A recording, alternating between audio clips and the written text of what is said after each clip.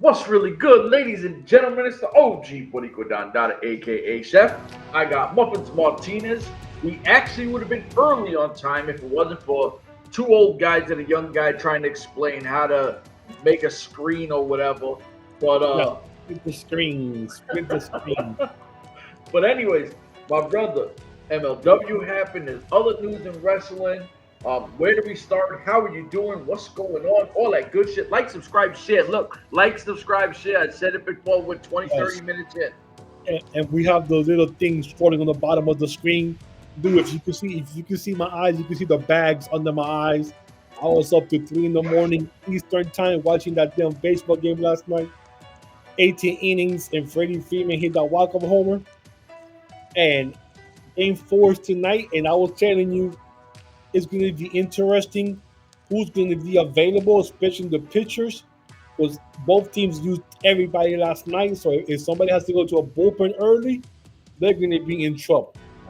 So with that said, there was also WWE Halloween Havoc, which is the NXT show. Do you want to start with that first or go right to MLW first? You know what? Go with MLW first because I think we'll blow through that really fast, and then we'll talk WWE. All right. Well, you watched the show, the MLW show? Yes, I just watched it today. I watched it on Sunday. Once again, I have to say, production since Paul Walter Hauser took over and said that he was going to be more hands-on behind the scenes and stuff like that. Production has been top-notch. I loved how the beginning of the show, the opening was. I love how everything was. I was like very, very impressed. I mean, we started with the first match, which was Blue Panther, which is the MLW Openweight Championship. And Blue Panther is like 106 years old.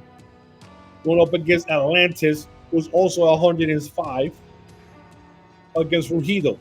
And Ruhido, I think, is like in the 40s. So you have two mid-50 guys, one guy being the champion, and a 40-year-old. So you're going to get what you're going to get with this match. So, wait, before you even broke this, right? We have over 150 years of experience in a ring at one point. Yes. Now, you know I hate the dinosaurs. This match was super slow. And for an opener, anyone who ever knows anything about wrestling, your opener has to get the crowd going.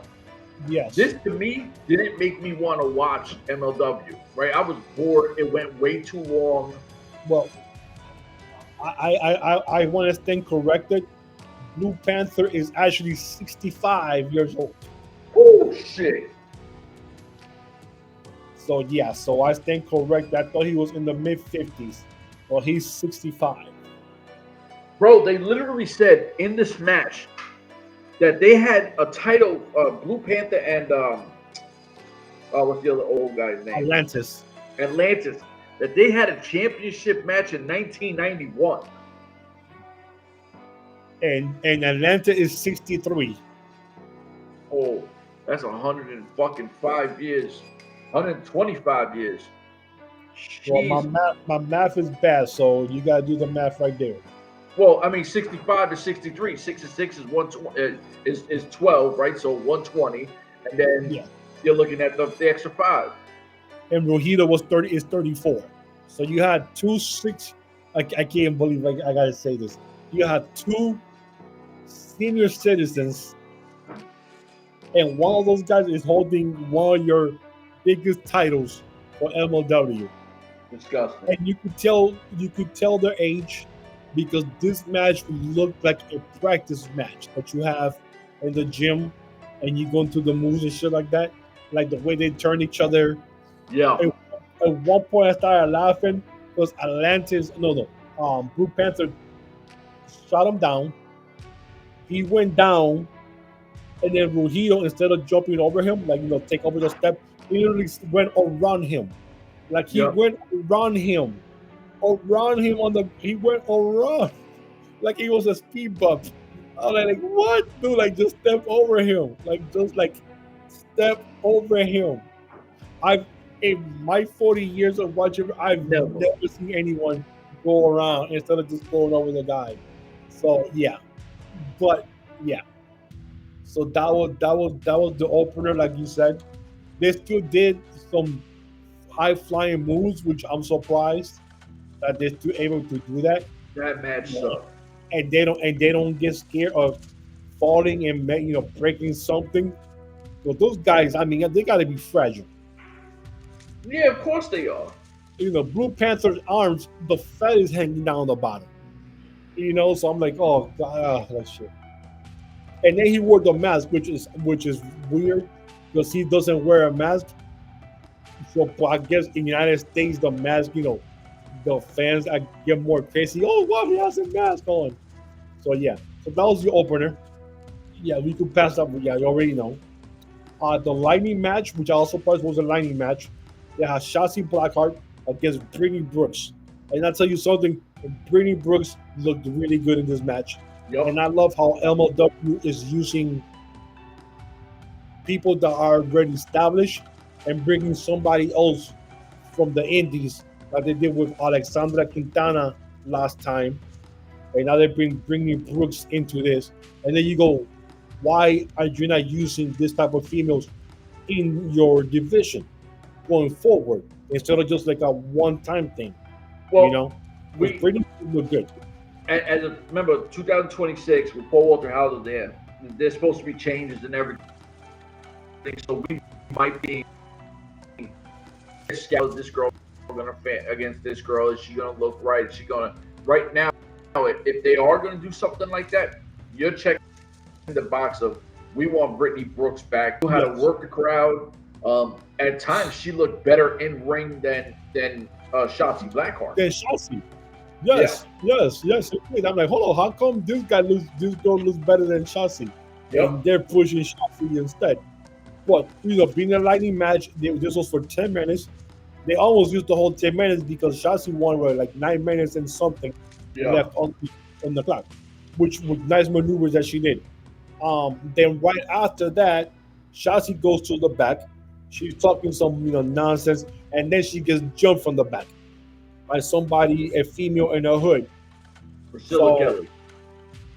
Which that's what she's saying.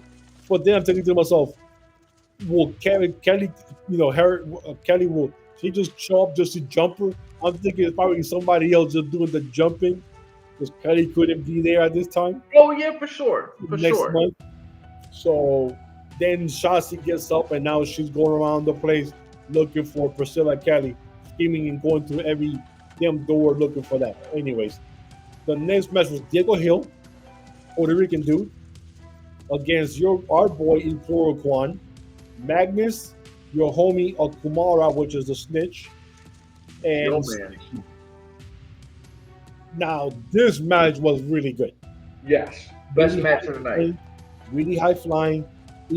I mean, I'll be honest, this was one of the best showings that Ikuro Kwon had in a long time in MLW. Yep. Like he looked really good in this match. Yeah, but so did Hill.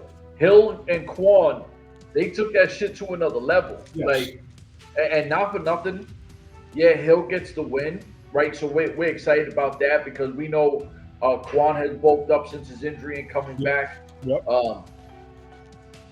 It just showed that you could trust Kwon, and he's good outside of cutting promos. We've seen that later. Yep. But like this kid Hill, he's got to be someone you consider part of this company going forward. He's got to be. They gave him a contract. Remember, Cesar gave him a contract like 2 shows ago. He came into the ring and gave him a contract, and he signed it right there. So he's definitely signed with MLW. But like I said, Ikuro Kwon looked really good in this match, and I was like, damn man, if we get this Ikuro Kwon going forward in every match, it'll be good. Now, once again, the question is contract unit still together? He came out with a contract unit, vignette, the flag in the back. So, all right, video. So, which looked confusing to me. Is he part of the group or not? As long as we've been watching Ikuro Kwon, he's always been in contract unit. And Yes. it didn't matter if he was having a match or just outside the ring, he always came with the flag. Yes. Lately, they've been not having that Contra Unit logo on him, and then now they put it on. But then if he's part of Contra Unit, why is Mads Kruger tagging up with what's his name instead Exactly. of And I'm dumbass? talking about that next because that's the next match.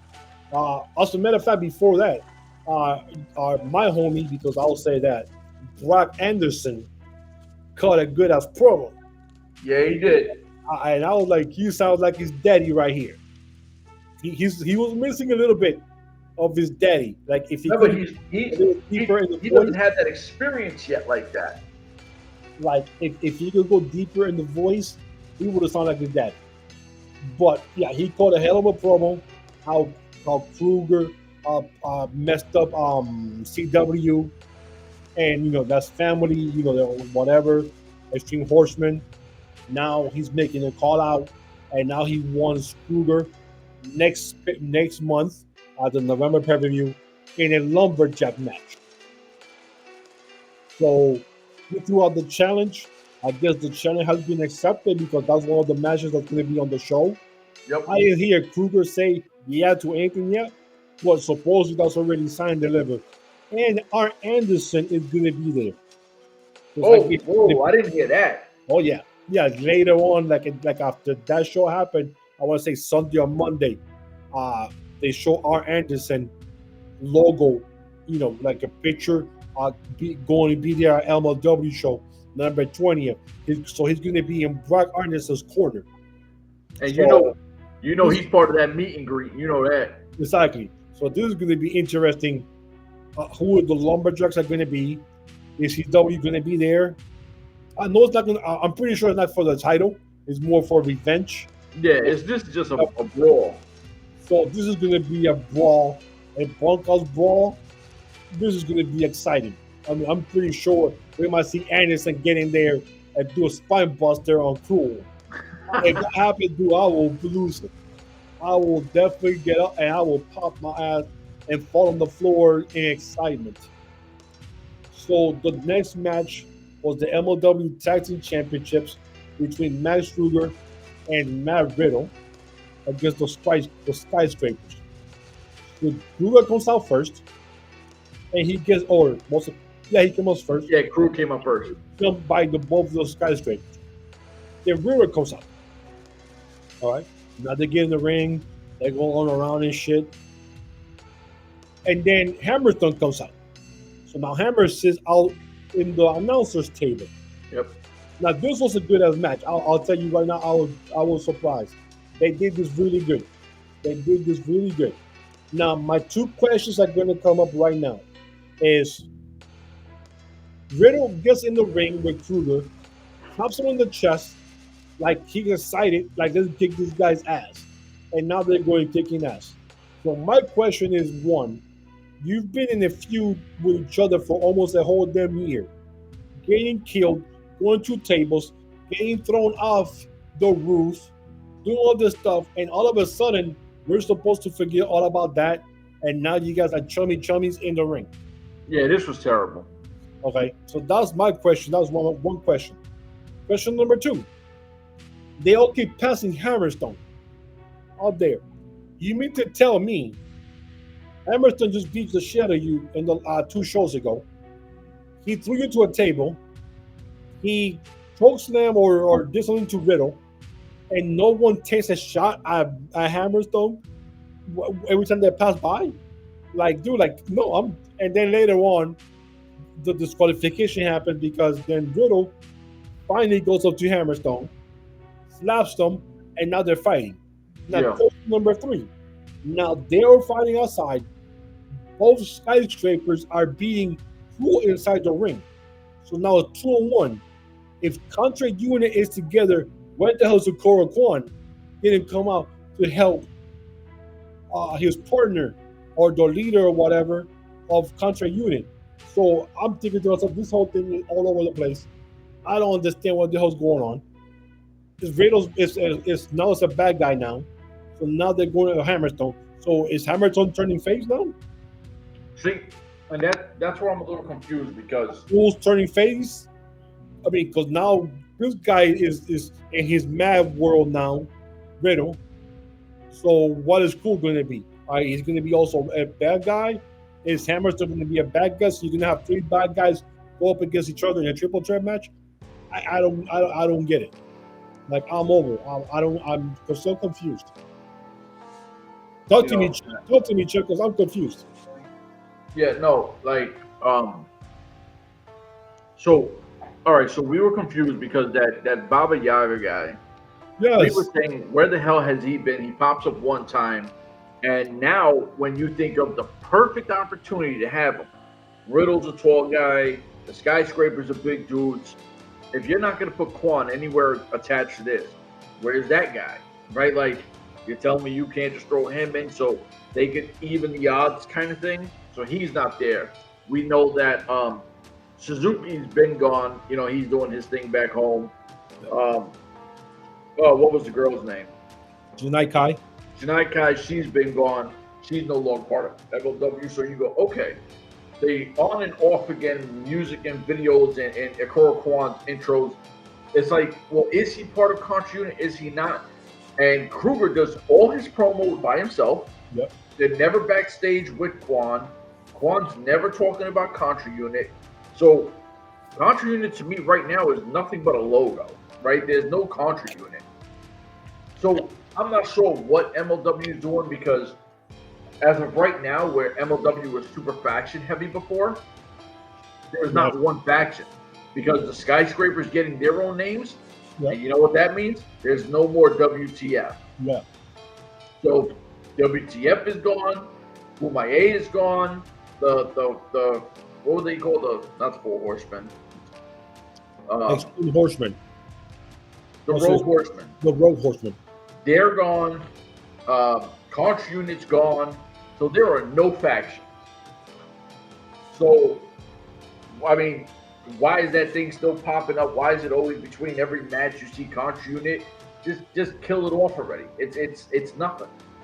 Right? Like, Bomaye was a flop because they never allowed Bomaye to ever do anything. Yeah. Just get rid of factions that you're not going to use. Do the old school tag team stuff. But, bro, terrible. It made no sense. And like you said, if me and you were beefing for a whole year, and we just had a match where I beat you for your belt, there's no way you're gonna be like, "What's up, pal? Let's go wrestle." Yeah, exactly. All buddy and shit. And then we got a mutual beef with Hammerstar, and none of us slapped this guy the whole time we've been there. And I gotta wait for the very, very end to do something. I don't know, man. That shit don't make sense to me. I was so confused. I'm like, this okay. The next match was MLW Middleweight Championship with your boy Templario, the mask. I had the cross in the mask against Virus. This was a good match. A lot of high flying, a lot of things that, you know, how we do this. And Templario got the win. So, good for him. Now, the next two matches was the Opera Cup semifinals. Yep. So, they have Bolador Jr. go up against Kojima. And, you know, a lot of cheating with Bolador Jr., like he always does. He presented the win, and now he moves on to the finals. Against the winner of Mystical, which I would say is MLW's Golden Goose, against Austin Aries. Now, this was a really good match. I was very surprised from Aries because, you know, we haven't seen him that much in the ring in years. But the last two shows, he's been getting in the ring and looking good. Yeah. So I was surprised. I never doubted that Mystical was not going to win this match. Mystical wins this thing, and that's all there is to it. Yeah. So we already had a feeling, okay, we already know where this is going. So now the finals is going to be Mystical against Bolador Jr. Now, we have Mystical, or I have Mystical since day one. Yep. I'll say, this is the Golden Goose. I just didn't think it was going to be against another Mexican wrestler. Like, I never saw Bolador Jr. even getting out of the first round. No, that was a surprise. That was I think the surprise that broke the bracket, right? Like, but I mean, to be honest, and this is where MLW kind of frustrating me at the moment, is it's a CMLL show with a few Americans. That's all MLW is. It's a CMLL show with a few Americans, and that's it. Yeah.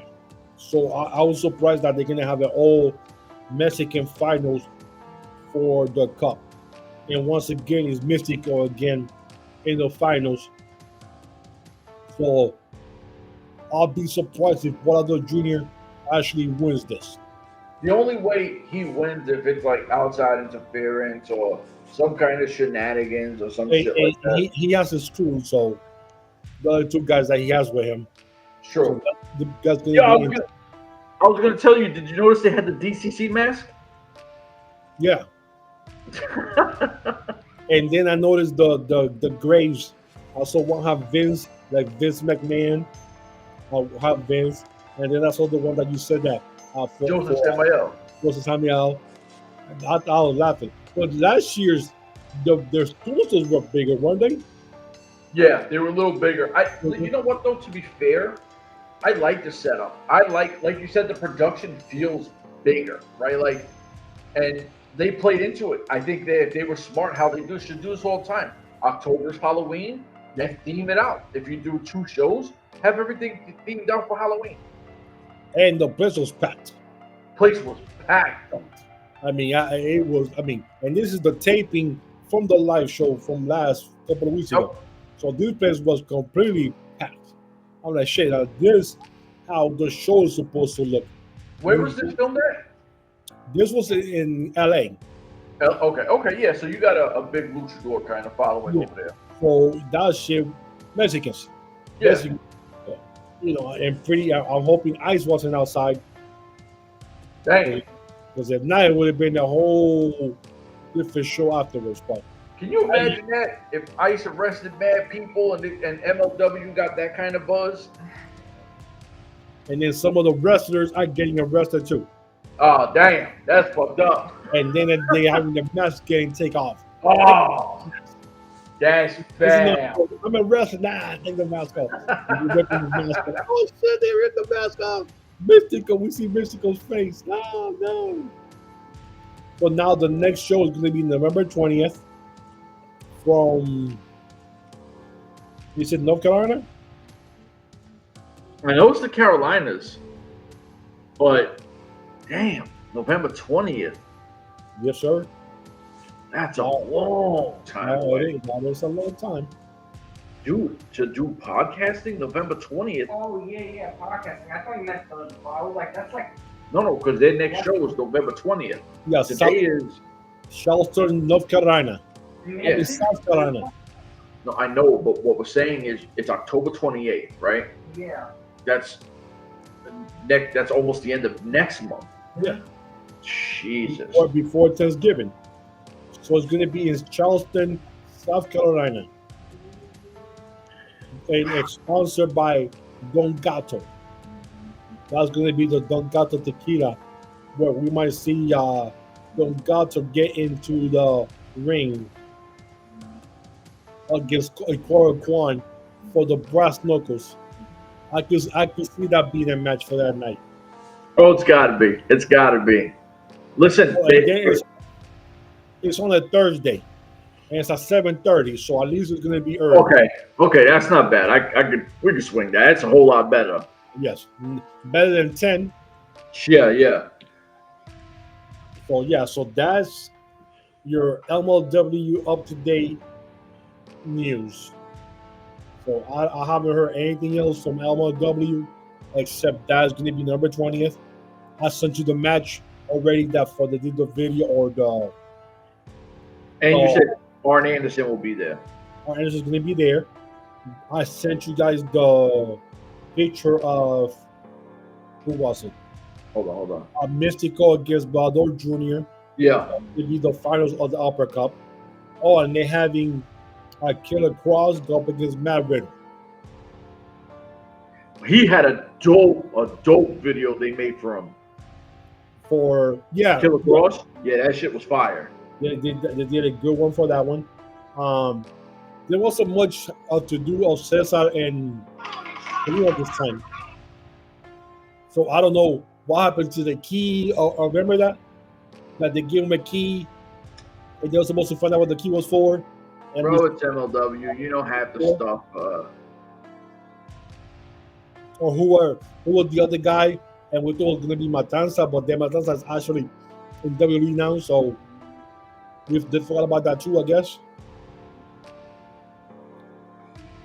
I don't know, man. The more it just becomes harder to.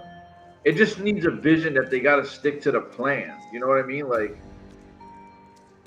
Well, like you said, they need the weekly shows. yeah, They need weekly episodes, 2 matches, weekly episode of 2 matches, and a bunch of big news or whatever, couple of interviews in between, and you spread it out. If you do that every month, like TNA is doing now, you have no problem. TNA now does it every 2 weeks now.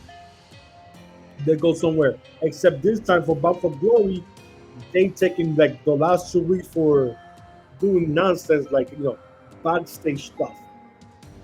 They're getting what, too? And to be fair, look at what TNA is doing right now. Somebody like Deonna Purrazzo's got to be sick to her stomach, stuck on ROH. She did everything she could do at TNA. Absolutely, yeah. She thought the grass was greener in AEW. They started putting her shit good in AEW, and then all of a sudden,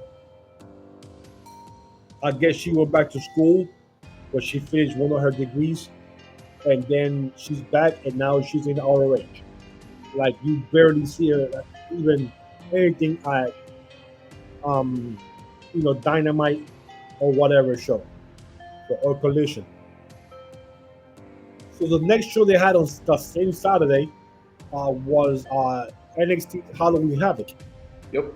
That was one of the old WCW themed pay-per-views from back in the days.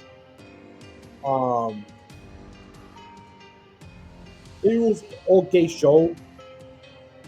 I mean, it wasn't like holy shit, that's crazy. It was an okay show, but every match went pretty far. The beginning was Javon Evans, which is your boy there, Mr. Slinky, and Leon Slater, which is the TNA X Division champion, against 2 guys from AAA, Mr. Iguana, the Green Man, and La Puerca, the third reincarnation of La Puerca. So that was an interesting match. A lot of high flying, because everybody was up and was just flying through everything. They should have never had this match in the ring. They should have put a trampoline in the middle. Remember those days when you bounced to go to the basketball and slam the basketball? Remember that one? Yeah, the trampoline. But remember when they used to have the basketball games? ESPN, oh man, it was dope as shit. And they will dunk the balls like crazy. Slam ball. They should have something like that in the ring, like 2 of those, and just have them wrestle and just jump in the middle and just fly all over. That would have been amazing right there. So yes, so that was the tag team match. Javon and Slater won. The next match was really good. It was a Day of the Dead match. Ethan Page against Elijo Dr. Wagner. And Ethan Page, once again, bro, he's taking his heel persona to the next level since he was in TNA, and then he went to AEW and started that, and then he went to NXT. And every time you see him in the matches, I mean, his heel persona is amazing. I mean, he literally ripped the mask off on Hijo del Dr. Warner to get the win. I mean, he ripped the mask off, and you can see the dude's half of the face is sticking out. And you go like, what the hell's the point of ripping the mask? Just take the mask off then. It's not like a little rip. He ripped the whole thing off in the front. You can see half of the guy's face.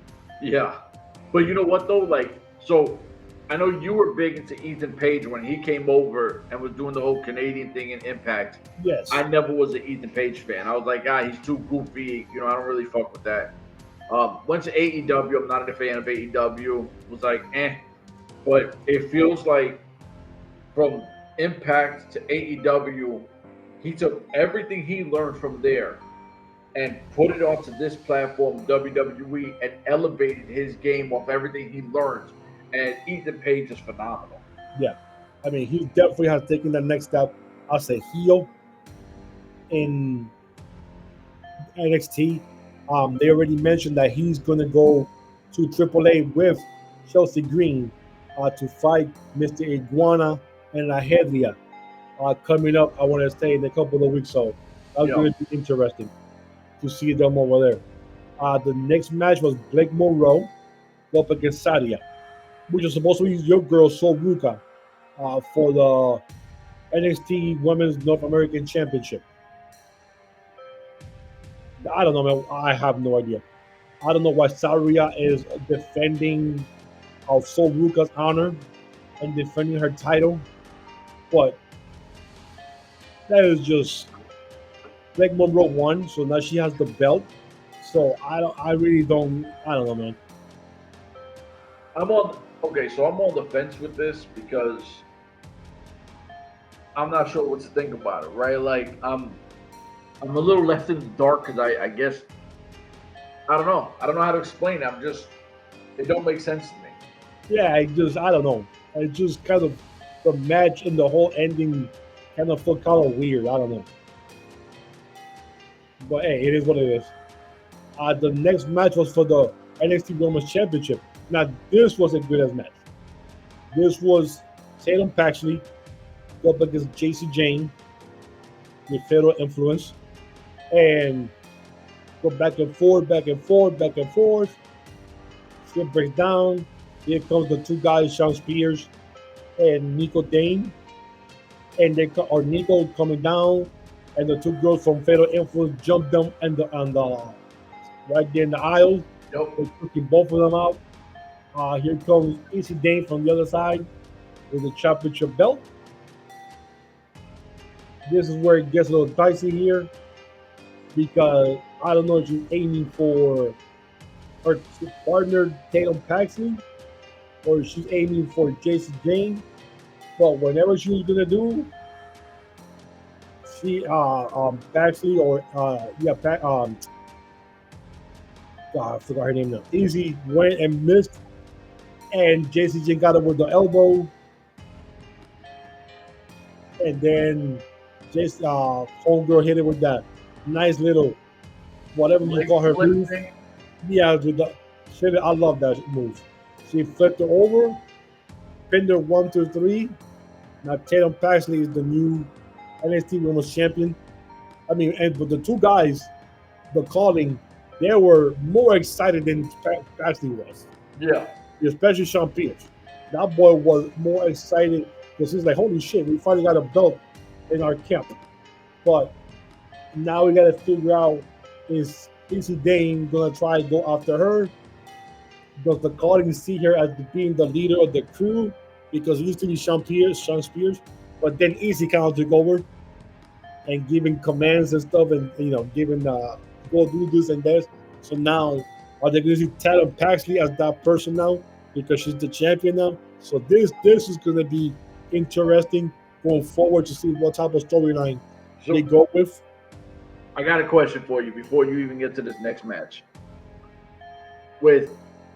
It didn't look like it was slow, right? The miss was slow. The whole ending was slow. So do you think it was definitely like a turn? Like, do you think that one of them is going to turn on the other and do their own thing? That's what I was for. Which one? For the calling or the Fatal Influence?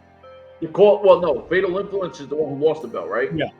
Yeah, because that girl's supposed to hold her homie down, and ultimately she misses, and then the whole craziness happens. Do you think that one of those girls are either going to get kicked out or just say, look, like, you did me dirty, whatever? And that's going to be interesting because the reason Fatal Influence is together because of Jason Jane having the belt. Yeah. So it's going to be interesting if they stay together or if Fallon kind of takes over and say, you had your shine, it's my turn now. Type deal thing. Yeah. And then the calling with Ivelisse Dane and Tatum Paxley, that's going to be interesting because now Tatum is the champion. So are the two guys going to see her as being the focal point now and kind of push Easy to the side? Or is Easy going to turn on Tatum Paxley and thinking that I'm in charge? Or then the two guys kind of go with Tatum Paxley and then Easy then comes and gets a new crew by herself? So there's so many ways that this could go, and I'm really excited to see what's going to happen. The next match that made no sense to me was Dark State go up against the Broken Hardys for the NXT Tag Team Championships. So now this is a whole car crash in the ring, which I love. There's chairs, there's tables, there's everything all around. Dark State does the Doomsday device, the Road Warriors finishing maneuver through a table. Sick. That shit was crazy because I was thinking that he was gonna flip in the air. I'm thinking that dude flips, he's dead, and he went down. So the whole thing God. But my question is this: what's the point of you having Dark State lose the belt 2 weeks ago, so that way the Hardys go and defend it against the Dudley Boys a week later, or not even a week later, a couple of days later, a couple of days on a Sunday, to then lose it back to them a week and a half later? Like, what's the point? Like, what, you want to have more belts for the Hardys to show against the Dudley Boys on national TV on a big pay-per-view? I mean, that's the point, bro. If anybody actually, okay, not because sometimes like this, I don't get some of this type of things that happen. I'm like, yeah, I did. I don't know why. I mean, I don't know, man. Like, okay, so here we go. So you know I don't like Matt Hardy, and I care less about Bubba Ray, right? Regardless, you're telling me that if that fight had no belts involved, people would care less about it? I mean, listen, as much as I don't like Matt Hardy or Bubba Ray, those are two arguably, you can argue, they're top 5 greatest of all time. Wherever you want to slot them, go ahead. Putting a belt in that match does absolutely nothing. It's a legacy match. So it does not, you don't need it. Yeah, because I couldn't figure out how the reason Dark State would win the belt back not even 2 weeks after they lost it. That's whack. So, and that match almost went 20 minutes. So I like this show because every match was over 15 minutes. Every single match was over 15 minutes. Everybody got their time to shine. Even though, and they can complain the females don't get enough to shine. They got their shit on both matches. The shortest match was the women's match, Blake and Saria. That shit was only 11 minutes long. But still, it wasn't only 11 minutes because Yeah, but at the same time, how many times women matches actually last 10 minutes long? Exactly. Right? Like a lot of times they're shorter than 10 minutes. Oof, less than 5. That's what I'm saying. So even at 11, they still got their shit off too. I mean, the lightning match between Brittany Brooks and Shotzi went close to 10 minutes. Yep. So on a lightning match. On the lightning match at that. Lightning match means you got to finish this bitch in less than 5. That's a lightning match. Facts. Like they have the title now in NXT. Lightning matches and they're 3 minutes. Dang. And they're going back and they're just doing everything and shit. Trying to get tired in 3 minutes. So yeah. Then the main event was Ricky Saints against Trick Williams, our boy Trick. Good match, really good match. I cannot complain about this main event, but this was a really good match. I'm upset that Trick lost because now he doesn't have a belt. But I have to tap my head to Trick because the man had the NXT title and had the TNA title at the same time. Yep. Before he lost the NXT championship to Ricky Saints, and then lost the TNA title to Santana there on Bound for Glory. So in like a week or 2 weeks or whatever, he lost both for the belts. But damn it, that was a hell of a run that man had for those the two belts. So Now my question is, he lost this match. What's next for Trick Williams? he's getting pushed up. He's getting pushed up. He has to, because they're saying that they are definitely going to be sending more folks to SmackDown because so many injuries in SmackDown. So a lot of more girls and guys. So that'll be kind of interesting to go see Trick Williams go to SmackDown, where his old partner is there. Oh God, what's his name? Oh my God, I want black on his name. What's his name, Chef? I'm terrible with names. Oh my God, I can see his face on my head. I just can't remember his name now. But he's the guy, Money. He goes to the shot. Yeah, I forgot his name. So that'll be interesting if he goes there. Do the team them together like they did in NXT, because they were awesome together. Oh yeah. Do they keep them separate? A feud against each other? Whatever they do, Trick definitely deserves to be up in the top. So does Ethan Page, but he has the belt. I want to see what's going to happen with Fatal Influence, because those two girls, Fallon Henley and Jessie Jane, dude, they've been in NXT for almost going on 3 years. Dang. Like when they had those cuts, the last cuts, I thought they were going to be cut. To be honest with you, I thought, oh, if they're gonna start cutting some of the fat off, Jessie Jane, Fallon Henley makes sense. Shit, even Thea Hale, and I love Thea Hale, and she's been there now for a while.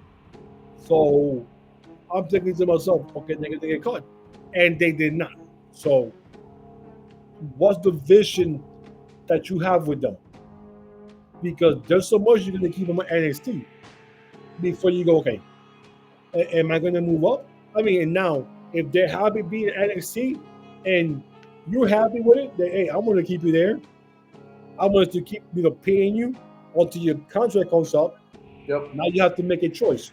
What happened with that girl, Jasmine Nix, for Fatal Influence? Her contract came up. They told her, "This is your This is going to be the contract. No more money." They kept it at the same amount of money.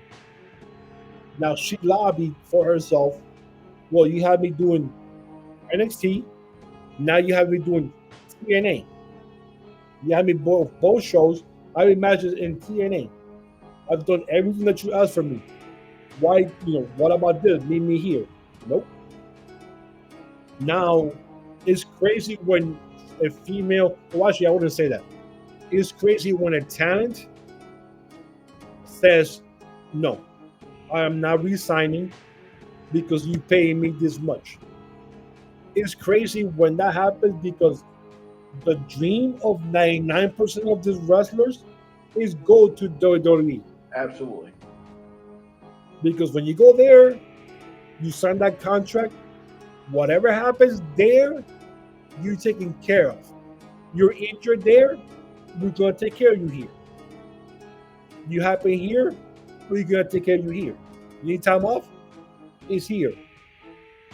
So to say, I'm not happy with this, and you say no, and then you walk out, shit's got to be bad. When you're not getting paid what you should be getting paid, and a yearly, and it was a 3-year 2-year contract that she was signed, and it's up. And now they want to sign a 3-year contract at this time, and they don't want to up your pay. I mean, shit. What, you make it like 75 to 100 grand? That's it, dude. No. You gotta be making more money than that. And okay, so that's so what we say. I'm not an accountant, so I don't know how much they're getting paid. But dude, if you're not getting paid more than 100 grand, you just go back to work. Get a real job. You could do that much money doing TikTok. You already have a following. Do some blogs and shit. We'll get paid from TikTok or whatever. Yeah, I mean, and to be fair, she's not wrong when she said, "Look, I've been over I've done over here. I'm in Impact Wrestling. I've done everything you've asked. So I want to be constant. How do you say? Compensated. Compensated. I want to be compensated for me doing all the work that I'm doing, right? Like, so if you're not, then I'm out, and I respect you for it. Know your worth, and exactly. Listen, we always say your value goes up, right? Because if somebody like TNA or AEW or MLW wants you, or N.W.A, your value goes up. Listen, I'm a former NXT superstar. I'm not one of these girls on the independent. I'm not getting paid a few amount because that name WWE comes in my resume now.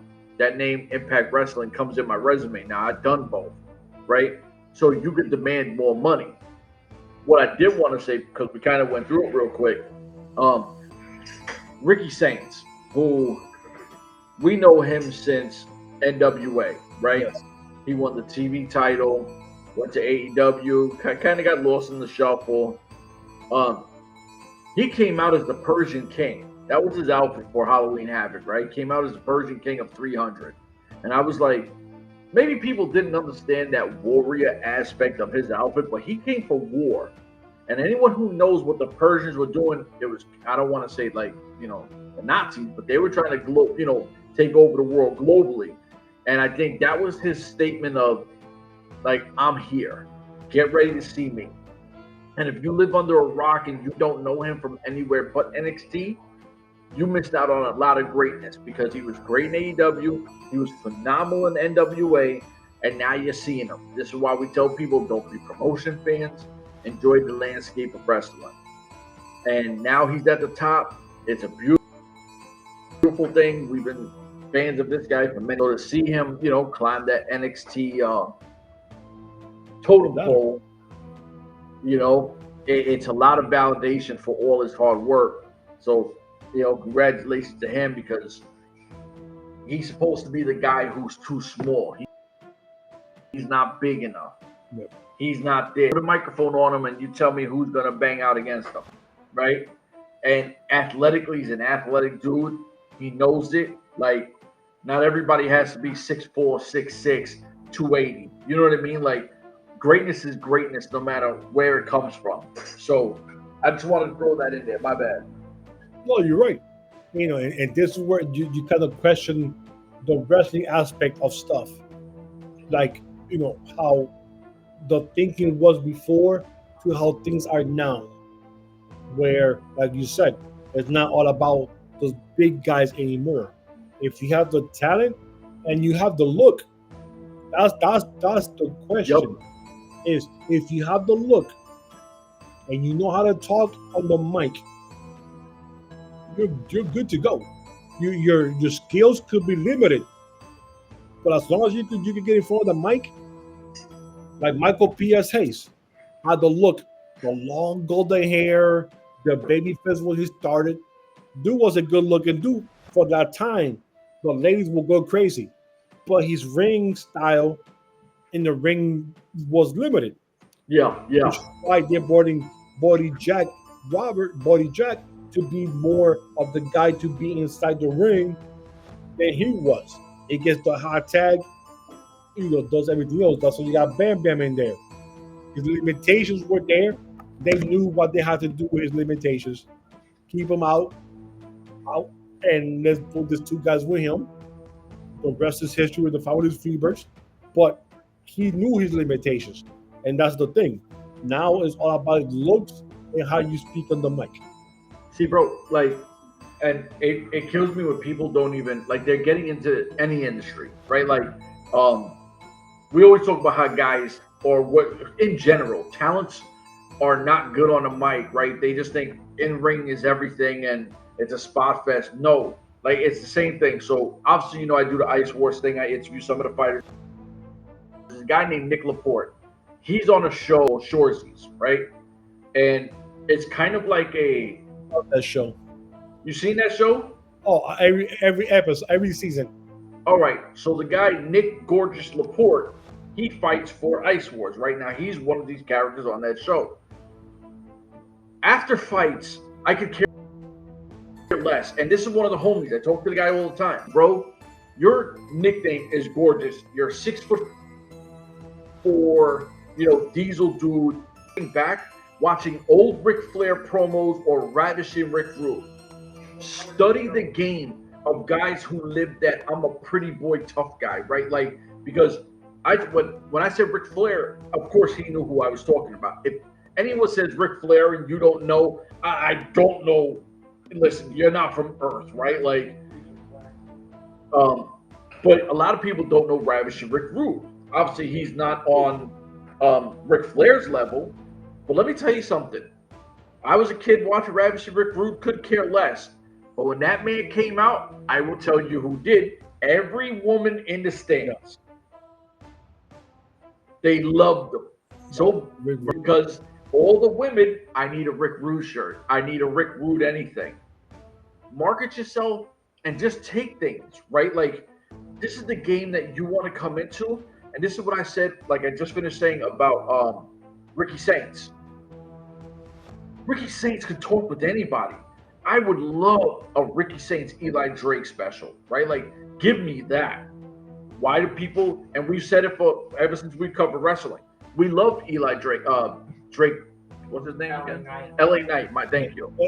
LA Knight. Yeah. My bad. I know him as Eli. We all know him as Eli Drake, right? Like, Eli Drake. Yeah. LA Knight, he's a good performer, right? There's nothing special. You don't go, oh my God, an LA Knight match. He's a good performer. He knows how to work the crowd. And when he talks, you listen, right? Full package. These are what these guys and girls got to do. This is why when Trick Williams takes that jump, there's not a spot where he slows down, because we know the brother could talk. And as soon as he comes out, people are going to go crazy. Let's talk about it. Ring has the look, has the charisma, like he's the complete package. These people need to do this more. Hey, remember, Roman Reigns couldn't talk. Yeah, Roman was terrible. Later on, which is why they always held him back, because he couldn't talk on the mic. But then look at him now. He finally got into it. He finally learned it. It finally clicked on him. I need to know how to speak on the mic, or if not, I'm gonna get pushed back in the back burner. No matter how good I look. It's true. You gotta listen. People want to engage more, and this is what I tell with any industry of anything. I don't care if you're the best fighter in the world. If you're vanilla as shit and that's all it is, I can't get behind it. I just won't enjoy it. But hone your craft, work on your mic skills, and do the best that you can, because the more you're able to do that, the more you touch different demographics. Yes. You got to be able to promote yourself. My brother, we're at 53 minutes. Yep. We got to keep them under 60 minutes. Yes. I don't know how. When I sat here, I was like, yo, we'll probably do 30 minutes, 35. Like we always think it's going to be. And then boom. It takes off. That's all the wrestling stuff that I know. Like, in general, it's what I've been hearing. I'm excited for NXT going forward. Yes. 2026, obviously, we're still in October. It's a while, but I'm excited to see what MLW does. I think TNA is going to have big news either late December, early January that we've been talking about. So, like, subscribe, share, all that good stuff. For me, this man who I think might be getting in trouble, we out of here. Deuces. Deuces.